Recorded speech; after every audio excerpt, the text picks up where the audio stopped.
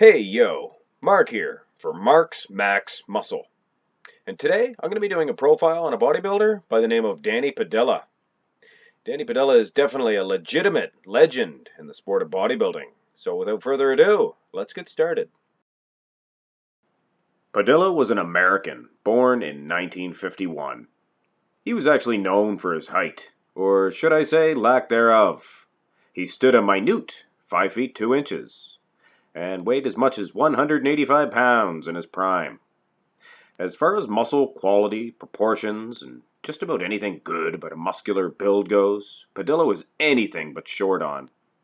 From head to toe, he was packed, and I mean packed, with thick muscle. Look how thickly developed he is here. I don't think he could fit another ounce of muscle onto that frame. And just take a look at those calves, my soul. I can never get over the size of his calves, just massive, and quite shapely, I might add. Padilla's competitive history goes all the way back to 1970.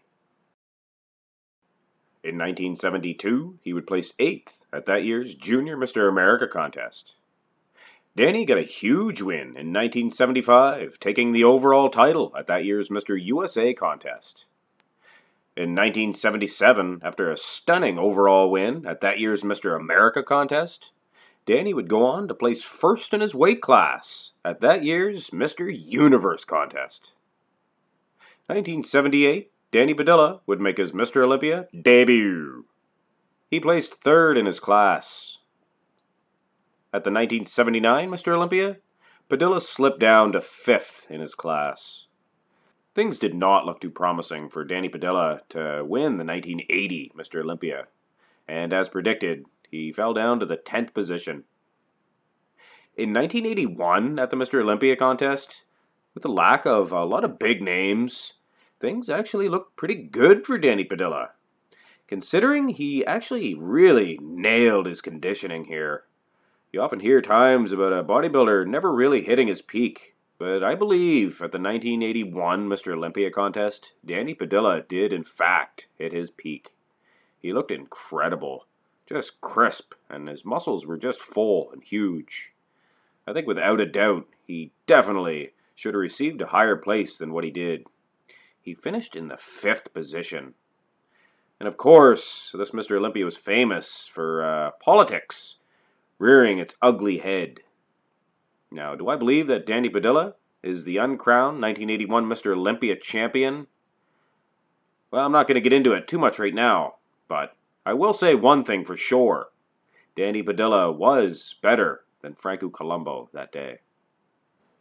At the 1982 Mr. Olympia, Padilla slipped all the way down to the 12th position. He wouldn't make his return to the Olympia stage until the 1985 event, and he slipped even farther in placings, landing in the 16th spot. He competed one more time after this, and then all but retired from professional bodybuilding. That is, until 1990, when he made a spectacular comeback to the bodybuilding stage. Padilla actually looked fantastic here, and after one full year of competing, he entered that year's Night of Champions. The lineup at the 1990 Night of Champions was fully stacked with hungry young talent.